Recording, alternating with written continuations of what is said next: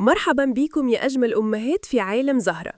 في كل بيت في بنت صغيرة كانت بتحكي لمامتها عن كل حاجة، تحكي عن المدرسة، عن صحابها، عن اللي حصل في الحصة، عن البنوتة اللي زعلتها. تحكي وهي مطمنة إن ماما هتسمعها، هتطبطب عليها وهتضحك معاها. لكن مع الوقت اتغيرت الحكاية. كبرت البنت شوية، بقت تحتفظ بأسرارها، تتكلم مع صاحبتها أكتر من مامتها، ولو الأم سألتها تقول مفيش حاجة يا ماما، بابتسامة خفيفة فيها 100 علامة استفهام. هل ده طبيعي؟ هل البنت لما تكبر لازم تبعد؟ ولا في غلط إحنا عملناه من غير ما نحس خلى البنت تقفل بابها علينا؟ النهاردة في عالم زهرة هنفتح باب من أهم أبواب التربية، باب الثقة بين الأم وبنتها، وهنسأل نفسنا بصراحة، هل إحنا فعلاً بنسمعهم بقلوبنا؟ ولا بنحكمهم ونحكم عليهم من أول كلمة؟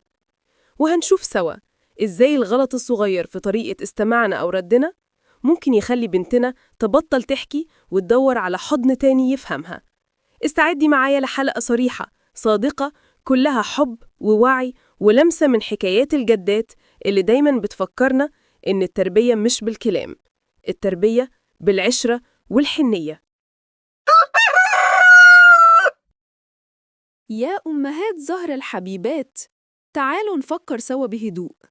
البنت مش بتبطل تحكي من فراغ ولا علشان كبرت فجأة. هي بتسكت لما تحس إن كلامها مش مرحب بيه، أو لما تجرب تحكي مرة وتتاخد بالكلام، أو تتوبخ أو تقارن بغيرها. في لحظة البنت دي بتتعلم حاجة واحدة، إن الأمان مش في الكلام، الأمان في الصمت.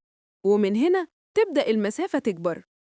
الله سبحانه وتعالى قال في كتابه الكريم: فبما رحمة من الله لنت لهم، ولو كنت فظاً غليظ القلب لانفضوا من حولك. سورة آل عمران 159. الآية دي مش بس توجيه للنبي صلى الله عليه وسلم في دعوته، دي كمان قاعدة ذهبية في التربية. اللين والرحمة هما الجسر اللي بيوصل بينك وبين قلب بنتك. لو فقدت اللين، البنت هتفقد الأمان. والنبي صلى الله عليه وسلم كان يسمع للناس حتى لما يخطئوا، كان ينظر إليهم بعين فيها رحمة وفهم، مش حكم ولا هجوم. تخيلي يا أمي، لو كل مرة بنتك غلطت لقت منك نفس العين دي، عين بتقول أنا سامعاكي، احكي لي أكتر، ساعتها عمرها ما هتخبي عنك حاجة. لكن لما الكلمة الأولى منك تبقى إزاي تعملوا كده؟ أنا مش راضية، أو صاحبتك دي مش كويسة، بلاش منها، هي مش هتجادلك، بس في المرة الجاية مش هتحكي. التربية مش إننا نمنع أولادنا من الغلط، لكن إننا نخلق جواهم صوت ضمير يخليهم يرجعوا لنا لما يغلطوا. وده مش بيحصل إلا لو حسوا إننا حضن آمن، مش محكمة بتصدر أحكام.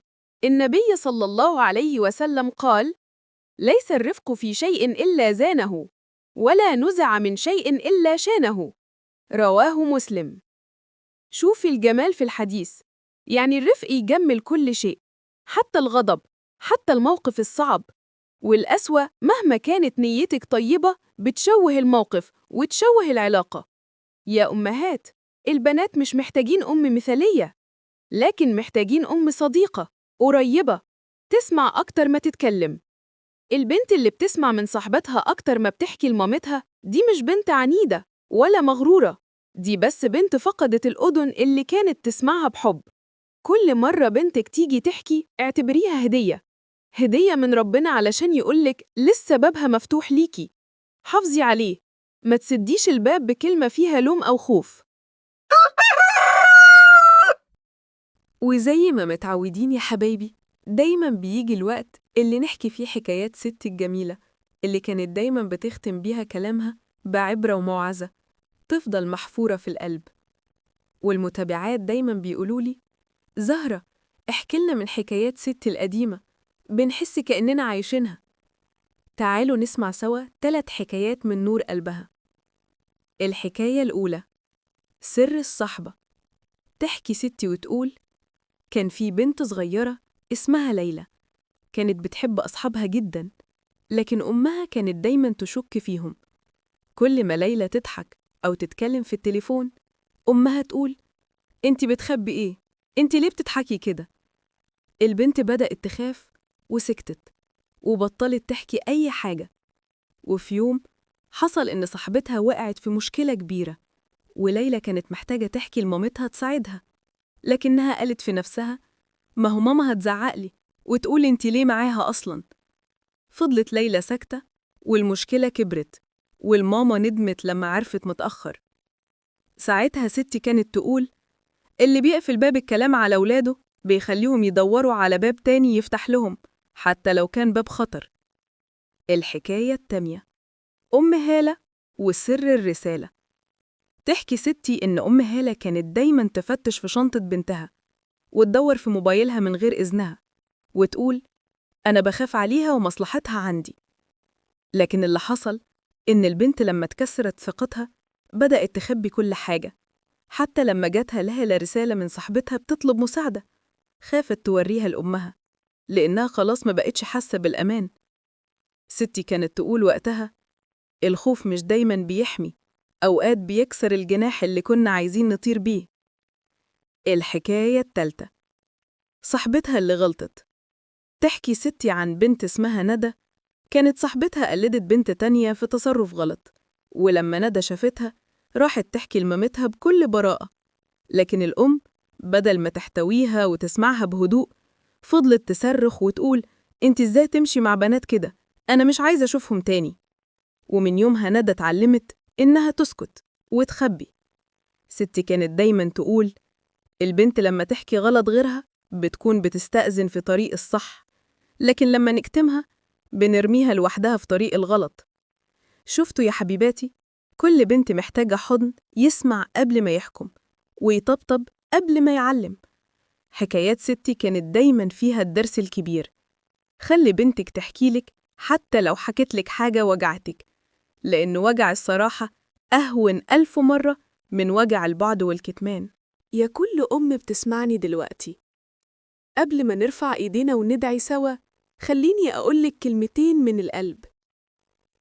في كل مرة بنتك تختار إنها تسكت وما تحكيش ليكي، اسألي نفسك: مش هي مخبية إيه؟ اسألي: أنا عملت إيه خلاها تحس إن الحكي عندي خطر؟ مش دايماً الصمت معناه كتمان الأسرار، أوقات بيكون خوف من رد الفعل، أو من كلمة تجرح أو نظرة عتاب تقفل باب الأمان. لو عايزة بنتك تحكيلك عن أصحابها، عن أفكارها، عن مشاعرها، خليكي صاحبتها، مش شرط في لبسها، لكن في قلبها، في طريقتك معاها. خليكي أول حضن تهرب ليه، لما تغلط مش آخر حضن تخاف توصله. افتكري دايماً إن التربية مش تفتيش، التربية بناء ثقة، مش رقابة خانقة، لكنها حضن واسع. خلي بنتك تشوف فيكي المأمن مش المأزق، تشوف في عينيكي الحنان مش التحقيق، تشوف في كلامك التسامح مش الحكم. وفي الآخر، خليكي دايماً المرجع، خليكي زهرة البيت اللي بتفتح لما باقي الدنيا تقفل. ولو غلطتي بره معاها، اعتذري، لأن الأم اللي بتعتذر لبنتها بتعلمها معنى القوة والصدق مع النفس.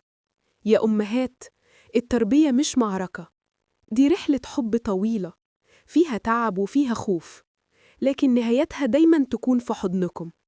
لو عرفتم تمسكوا بإيدين ولادكم بالرحمة بدل العصبية، وبالرفق بدل الظن، وبالاحتواء بدل العقاب. يا كل أم بتسمعني دلوقتي، قبل ما نرفع إيدينا وندعي سوا، خليني أقولك كلمتين من القلب. في كل مرة بنتك تختار إنها تسكت وما تحكيش ليكي، اسألي نفسك: مش هي مخبية إيه؟ اسألي: أنا عملت إيه خلاها تحس إن الحكي عندي خطر؟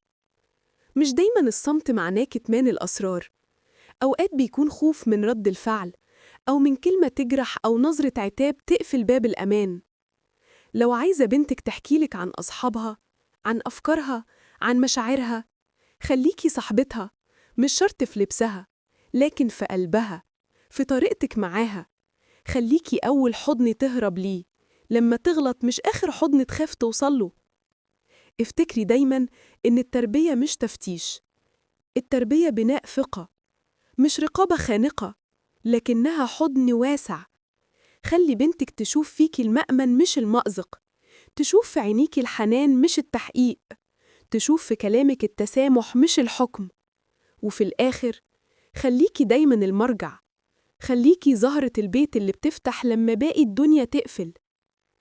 ولو غلطتي بره معاها اعتذري، لأن الأم اللي بتعتذر لبنتها بتعلمها معنى القوة والصدق مع النفس. يا أمهات، التربية مش معركة، دي رحلة حب طويلة فيها تعب وفيها خوف، لكن نهايتها دايما تكون في حضنكم. لو عرفتم تمسكوا بإيدين ولادكم بالرحمة بدل العصبية، وبالرفق بدل الظن، وبالاحتواء بدل العقاب. يلا نرفع إيدينا وندعي سوا. اللهم يا من خلقت الأمومة رحمة وجعلت قلب الأم ملجأ وسكنا، نسألك يا رب أن تهدي قلوبنا لأولادنا وتزرع بيننا المحبة والتفاهم، وتبعد عنا كل سوء ظن أو قسوة أو فجوة. اللهم ارزق كل أم صبراً وحكمة وهدوءاً في التعامل، واجعل كلامها دواءً لا دماراً، وعينها نظرة حب لا نقد ولا جفاء. اللهم اجعل بيوتنا مطمئنة مليئة بالود والسكينة، واجعل أولادنا يأنسون بنا لا يخافون منا ويثقون فينا كما يثق القلب في الأمان. اللهم اجعلنا مفاتيح للخير مغاليق للشر، واكتب لنا أجر كل لحظة تعب وصبر وتربية، ولا تجعل الغضب سلاحنا ولا العناد طريقنا ولا الجفاء عادتنا. اللهم قربنا من أولادنا قرب الرحمة، وألهمنا الكلمة الطيبة والابتسامة الحانية، واجعل بيننا حواراً صادقاً يداوي ولا يؤذي، يربط ولا يقطع. اللهم كما ألفت بين قلوب الأنبياء على الحق، ألف بين قلوبنا وأولادنا على الحب، واجعل بيوتنا نوراً وهداية لا صراخاً ولا خصامة.